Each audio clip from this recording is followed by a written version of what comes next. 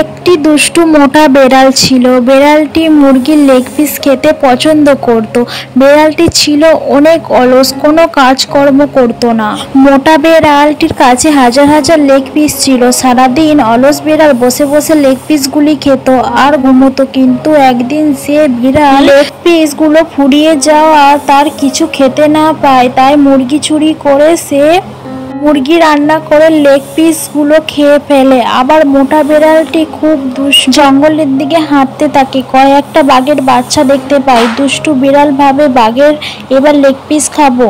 বিড়াল বাঘের বাচ্চাগুলিকে নিয়ে দৌড়াতে থাকে, কিন্তু গাছে উঠে যায় আর বাঘ গাছে উঠতে পারে না। বাচ্চাগুলোর দিকে তাকিয়ে কান্না করতে থাকে। আমার ভিডিওটা যদি ভালো লাগে তাহলে একটা লাইক করে দাও। সেই গাছের ওপরে ছিল একটা বাঁদর।